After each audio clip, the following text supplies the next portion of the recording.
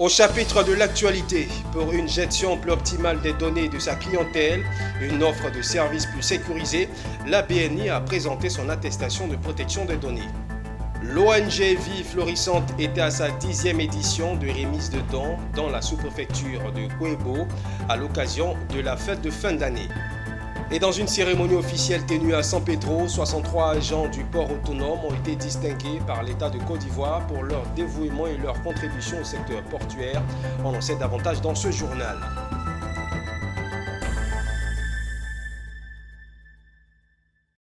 C'est avec beaucoup de joie que je vous retrouve pour cette nouvelle édition. Une édition qui sera marquée par l'actualité dans le secteur de la banque au cours de l'année précédente. Et c'est justement avec la cérémonie de présentation de l'attestation de protection de données à caractère personnel de la Banque nationale d'investissement que nous démarrons. Quels sont les avantages de cette attestation? Michel Bourse nous en donne des précisions. La Banque nationale d'investissement veut offrir des services innovants, mais également conformes aux normes en matière de protection des données. C'est tout l'enjeu à cette cérémonie de présentation de son attestation dans la protection des données à caractère personnel. Dans un monde où les cybermenaces et les violations de données sont de plus en plus fréquentes, la banque a pris la décision proactive de renforcer ses protocoles de sécurité et de transparence. Le directeur général de la BNI a souligné l'importance de cette attestation, témoin de l'engagement de l'institution à protéger les informations personnelles de sa clientèle. Cette attestation a pour nous une valeur extrêmement importante, d'autant plus que ça montre que nous manipulons les données de nos clients avec beaucoup de responsabilité dans le respect de la réglementation en vigueur. Et c'est ce que cette attestation vient dire. Donc normalement, c'est un gage de confiance pour nos clients et également pour l'ensemble de nos partenaires.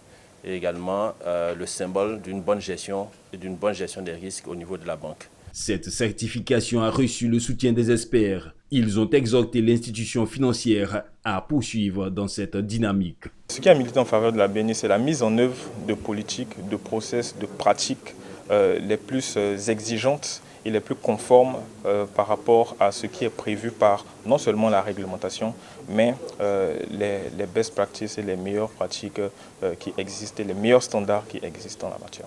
L'attestation de protection des données à caractère personnel de la Banque nationale d'investissement ouvre la voie vers un avenir bancaire plus sûr et plus responsable.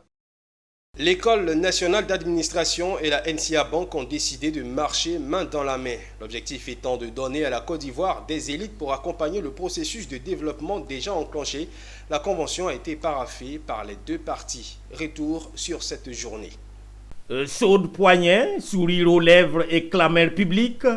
Ça y est, c'est fait. L'École nationale d'administration d'Abidjan a désormais un partenaire de choix dans sa quête d'excellence. NCA Bank aussi. À travers cette convention cadre, fruit de plusieurs mois de réflexion, l'école et la banque ont décidé de ne plus se lâcher pour un bonheur partagé. Nous accompagnons l'École nationale d'administration dans différents domaines. Je peux citer celui qui est relatif à la communication pour la publication et la mise à disposition de son magazine interne d'information. Nous les accompagnons dans l'organisation d'un certain nombre d'événements, dans la mise à disposition d'outils de formation et nous proposons aux élèves pensionnaires de l'École d'administration de Côte d'Ivoire un service qui s'appelle l'Avance sur Bourse, qui est un service qui leur permet d'avoir un prêt à taux zéro pour un montant à recevoir mensuellement correspondant à 80% du montant de leur bourse. L'ambition, c'est de faire en sorte que nos élèves soient bien dans la tête, ils soient bien dans leur corps pour mieux assimiler l'enseignement que nous leur fournirons.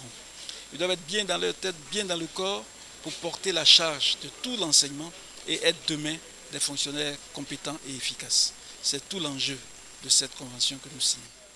Avance sur rappel ou sur bourse, prêt pour la consommation ou pour l'immobilier, des stages, des accompagnements pour les cérémonies officielles, ce sont autant d'offres que NCA Bank met dans la balance. Aussi, l'institution fondée par Jean Kakou Diagou avec ses 85 agences en Côte d'Ivoire se propose dans le cadre de cette convention de couvrir la charge financière de l'édition du magazine de l'ENA. Et bonne nouvelle pour les clients des partenaires de la banque NCA. La banque a reçu le certificat de conformité MC 20000 à son siège à Abidjan. Cette distinction marque une étape cruciale pour NCA Vie Côte d'Ivoire qui s'affirme comme une institution bancaire en pleine expansion, tant au niveau national que régional. La cérémonie n'a pas échappé à nos reporters Pierre Tebeu et Doumbia Yuba qui nous présentent les avantages de cette distinction. La cérémonie s'est voulue simple, ponctuée de quelques notes de solennité. La réception de la certification MSI 20000 par la banque NCA Côte d'Ivoire qui tisse progressivement sa toile sur le marché bancaire en Côte d'Ivoire. La bonne gouvernance financière et la maîtrise des indicateurs devaient être analysés pour rassurer la banque, ses partenaires et les clients. C'est l'organisme de certification Cofficert qui a mené les études de cette certification.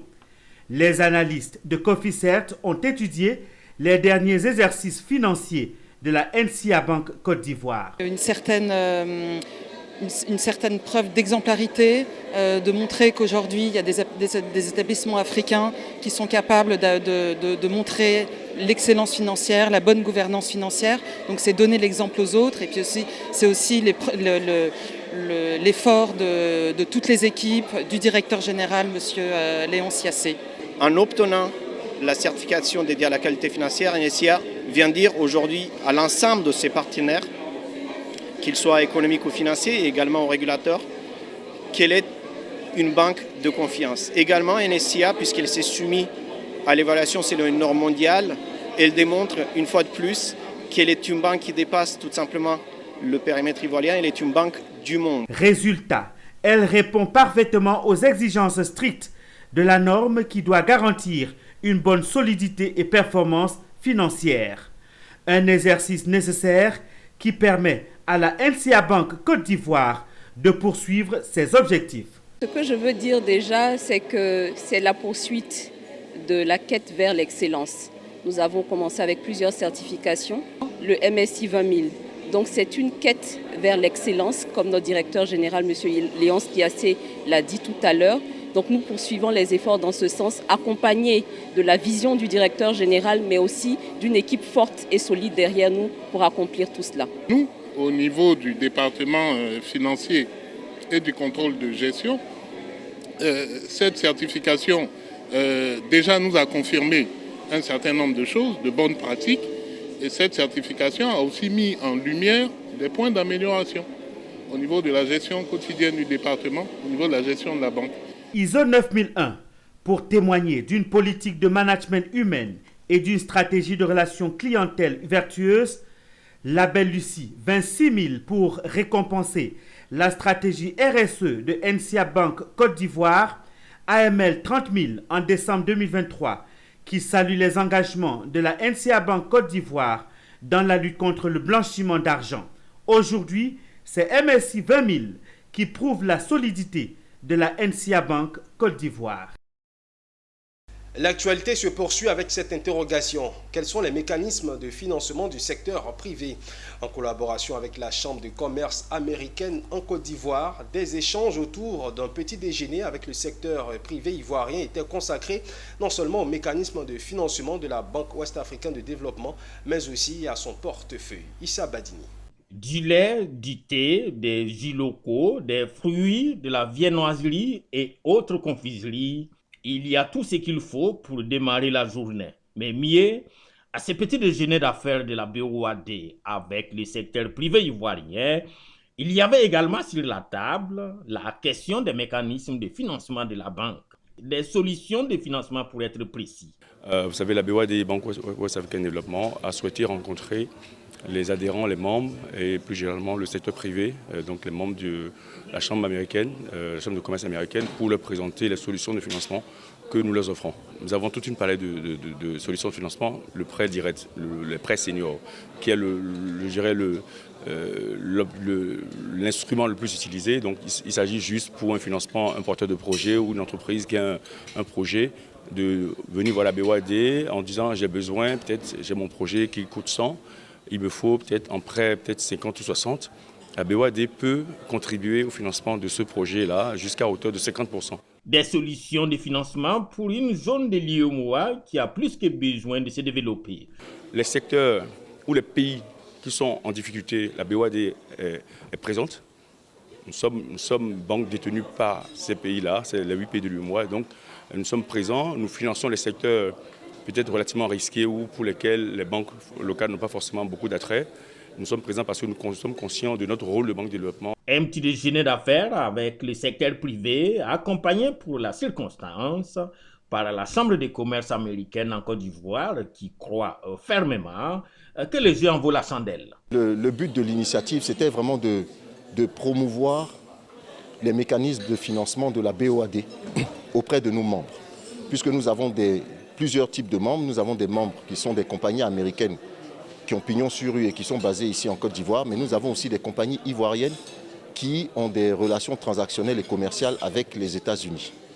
Et elles font face à plusieurs problématiques, notamment des problématiques de financement.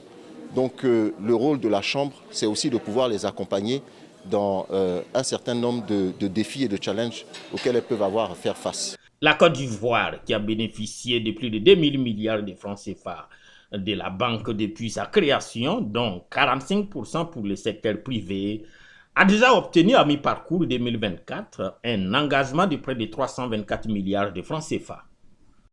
Autre information, l'AFG Bank a procédé au lancement officiel de sa plateforme d'échange dénommée PME Business Hub.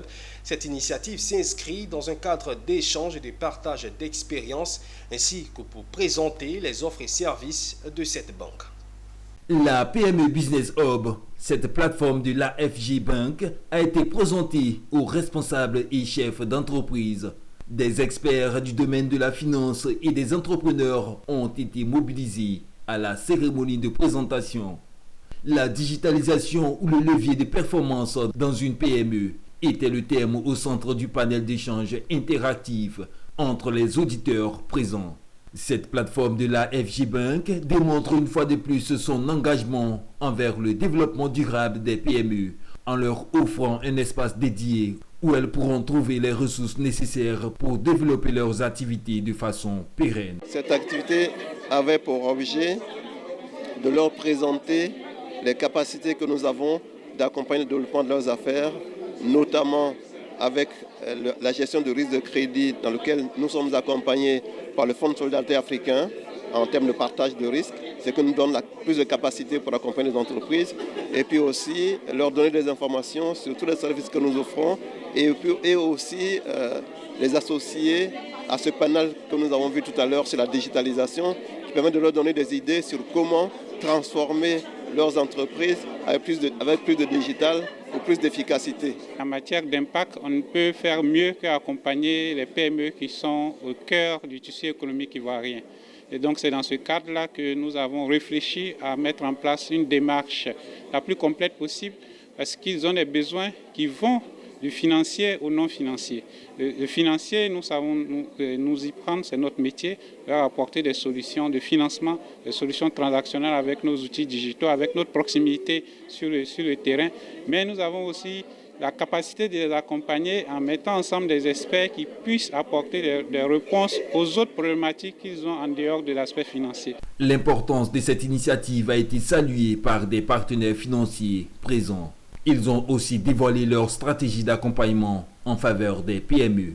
Nous avons signé un accord de partenariat avec AFG, notamment je parle du FSA. Et l'objectif, c'est que nous puissions mettre en synergie nos produits opérationnels respectifs pour que les entreprises soient financées. Et donc, nous, en la matière pour les PME-PMI, nous avons un produit qui est très adapté, qu'on appelle la garantie de portefeuille, qui permet de partager le risque avec les banques. Créée le 20 janvier 2023, AFG Bank Côte d'Ivoire est la filiale en Côte d'Ivoire de AFG Holding, le pôle financier de Atlantic Group. AFG Bank Côte d'Ivoire œuvre dans le secteur bancaire et se positionne comme un partenaire de référence pour l'inclusion financière des populations en Côte d'Ivoire. Cette activité de l'institution est une première du genre en faveur des PME. Qu'est-ce que la Banque islamique? Son mode de fonctionnement? Quelles sont ses missions? À qui s'adresse-t-elle? Ou encore, quels sont ses avantages? Autant de questions qui ont trouvé réponse lors d'une conférence de presse. Plus d'informations sur cette finance aux méthodes différentes de la banque conventionnelle, cependant accessibles. Dans tout juste 4 mois, cela fera 6 ans jour pour jour que Coris Banque Internationale Côte d'Ivoire a ouvert une fenêtre islamique à travers sa branche Coris Banque Baraka. 6 ans de présence avec un total de 3000 comptes ouverts. Peut mieux faire selon les premiers responsables de la banque qui estiment que pour ce faire, il faut davantage d'informations sur la finance islamique, ses principes, ses produits et ses avantages. D'où cette conférence de presse qui se tient au sein même du siège de la banque à Treichville. Et selon les conférenciers, c'est une banque qui a des principes islamiques, certes, mais elle est ouverte à tous. Ce n'est pas une finance religieuse parce qu'elle s'adresse à tout le monde et elle ne peut pas refuser la personne en fonction de sa religion. Donc la personne qui se présente à elle, elle ne va pas lui demander avant tout quelle est sa religion. C'est un client avant tout national ou résident. C'est ça, on dit, elle n'est pas une finance religieuse. Les investissements dans lesquels la banque n'entre pas pour des raisons éthiques, ça c'est un choix. Ce choix-là peut ne pas être uniquement un choix religieux. Par exemple, le fait de ne pas financer les casinos, c'est à la fois interdit expressément par la finance islamique, mais en même temps, sur le plan utilité économique, c'est une activité nuisible à la société. Les casinos, mais aussi l'industrie porcine, l'alcool ou toute autre activité en lien avec les mœurs légères. La finance islamique s'interdit également tout intérêt dans tout type de transaction et se donne l'obligation d'adossement à un actif tangible et la juste répartition des bénéfices et des pertes. Du halal donc. Quel autre avantage en dehors de l'éthique halal de la finance islamique? Voilà ce que dit le conférencier. La qualité du service. Je me rappelle, à un moment donné, j'étais à la Banque islamique du développement à Jeddah. Il y avait un client non musulman qui travaillait avec les banques. La personne m'a confié elle-même, elle m'a dit, moi, quand je fais la murabha, puisque le taux est arrêté d'avance, et il n'y a pas des intérêts de retard, je peux tabler sur le plan comptabilité de manière aisée, parce que je sais à quoi m'en tenir. Voilà, la personne, elle est venue à la Banque islamique, parce qu'elle sait pertinemment, dès le début, on va lui donner un financement avec une marge fixe, mais pas une marge fluctuante, liée au marché monétaire. Et donc, quand la personne, elle était rassurée, elle a trouvé un avantage en disant je peux tabler, je peux faire un tableau de bord sur des bases solides. Mais par contre, si elle était liée à un taux fluctuant, la personne peut tabler aujourd'hui sur une chose, à la sortie, elle trouve autre chose. Avec plusieurs offres à l'image des banques conventionnelles, la Moudaraba, le Mourabaha, le Wakala ou encore l'Ijara. Le produit Ijara que nous déployons cette année, qui est une solution de financement pour vous permettre que ce soit les équipements, que ce soit l'immobilier, d'avoir accès à cette solution de financement-là. À l'échelle du groupe Coris Banque Internationale, avec ses 7 pays et 24 agences, la fenêtre islamique revendique 30 000 clients. Et si on parlait épargne et investissement, c'est une question d'argent. Prenez le contrôle de vos finances. C'est le message principal selon le thème du salon de l'épargne, de l'investissement et du patrimoine qui a retenu l'attention des acteurs. Suivi. En Côte d'Ivoire, un adulte sur 2 n'épargne pas.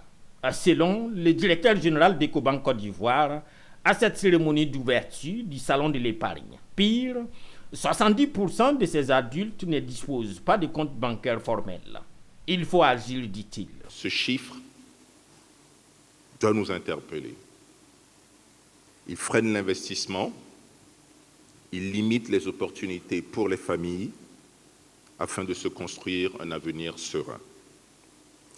C'est pourquoi nous avons choisi cette année, de manière résolue, de nous concentrer sur le point de départ. Le point de départ, c'est que nous devons prendre contrôle individuellement de nos finances. C'est une question d'argent. Prenez le contrôle de vos finances est le thème de l'édition. Et pour Paul-Henri Etnard, il n'y a pas de bon moment pour épargner. L'épargne n'est pas une question de revenus. J'ai envie de dire qu'à partir du moment où vous pouvez manger, vous pouvez épargner. Épargne, mais surtout favoriser l'inclusion financière, souligne à cette occasion le ministre de la Promotion de la Jeunesse. Sans épargne, il est difficile pour les jeunes et les femmes d'investir dans leur avenir, de financer des projets personnels ou de se prémunir contre les aléas de la vie. Notre ambition est donc de briser toutes les barrières à l'inclusion financière pour que chaque Ivoirien, chaque habitant de Côte d'Ivoire, indépendamment de son âge ou de son genre, ait accès à des opportunités économiques.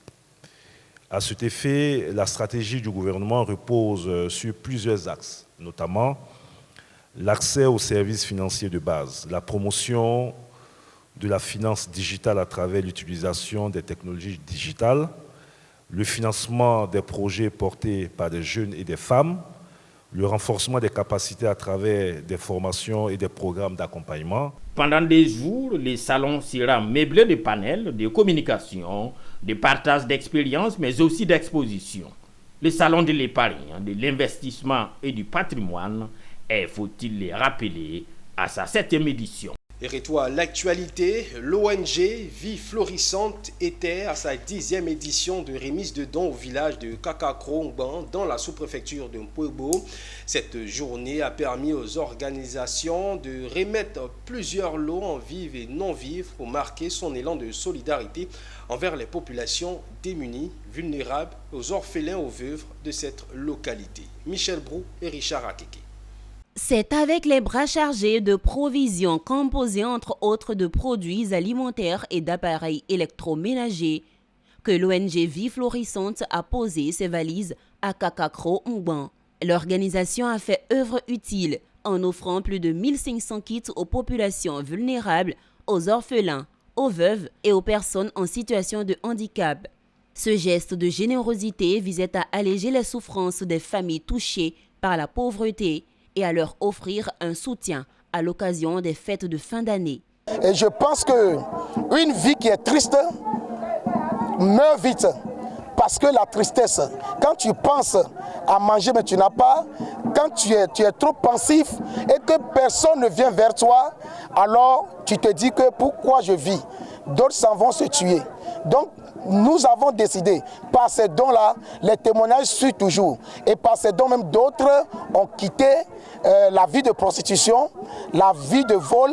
D'autres, même aujourd'hui, on les a engagés dans nos entreprises. Parce que nous ne sommes pas seulement une ONG qui partage le don, mais nous récupérons aussi les gens et on les forme. Nous sommes une entreprise très vaste et aujourd'hui nous sommes là précisément dans ce village de Akakro pour vraiment apporter notre soutien à l'ONG Vie Florissante parce que nous avons à cœur d'aider les orphelins et les veuves. L'occasion a été donnée aux bénéficiaires d'exprimer leur gratitude envers les donateurs pour cet élan de solidarité.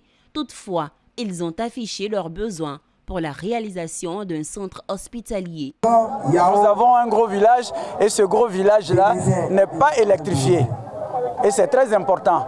Il y a une partie du village qui est dans l'obscurité. Nous sommes attaqués de toutes parts par les serpents et même par des voyous par moment.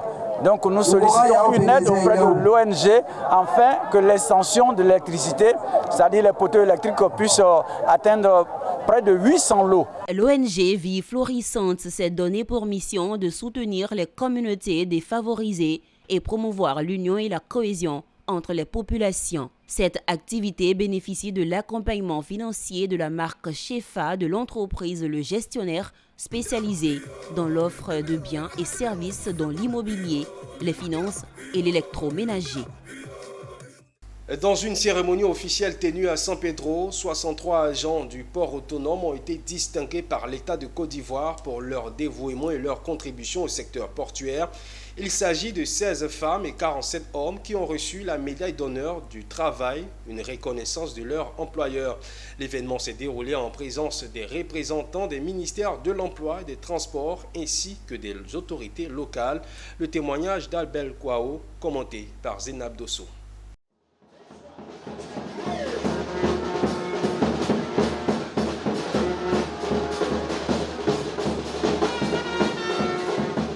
Ces 63 agents du port autonome de San Pedro ont été honorés pour leur loyaux services lors de cette cérémonie. Ils ont reçu leur médaille d'honneur du travail. Parmi eux, un récipiendaire a été distingué à l'échelon Grand Or, plus de 35 ans de service, 5 à l'échelon Or, 12 à l'échelon Vermeil et 45 à l'échelon Argent. Cette cérémonie de distinction témoigne de l'engagement du port à valoriser ses ressources humaines, pilier de son succès. Le directeur général du port autonome de San Pedro et ses collaborateurs ont exprimé leur fierté pour cette reconnaissance. En tout cas, merci. Merci à M. le Président de la République, merci au ministre Adama Kamara, merci au ministre Amadou Kone, au ministre Sanogo Mamadou pour cette sollicitude vis-à-vis justement de nos agents qui reconnaissent là aujourd'hui tout l'apport qu'ils ont eu à faire pour le développement du port, pour le rayonnement du port autonome de San Pedro et tout cela pour bien marquer l'intérêt que portent nos autorités à ce qui est fait, au bon travail qui est fait par les agents. La cérémonie a vu la participation de nombreuses autorités, dont les représentants des ministères de l'Emploi et des Transports. Ces derniers ont souligné que la médaille d'honneur de travail reflète la reconnaissance de l'État et des employeurs envers les travailleurs. En fait, il y a un certain nombre de choses que, on va dire, l'argent ne peut pas remplacer. La reconnaissance de l'entreprise qui vous emploie et surtout de l'État de Côte d'Ivoire pour votre apport, pour votre contribution, pour vos sacrifices. Ce sont des choses que, à travers des cérémonies comme celle-là, ne peuvent pas être remplacées par de l'argent. À l'occasion de cette cérémonie, je voudrais dire que la vision du président de la République, Alassane Ouattara, c'est la Côte d'Ivoire solidaire. Donc un État, en principe, investit dans le capital humain. Et le capital humain, c'est nos travailleurs, nos agents qui travaillent d'arrache-pied pour pouvoir donner le meilleur d'eux-mêmes. Avec ses performances réalisées chaque année, le port autonome de San Pedro reste une fierté nationale.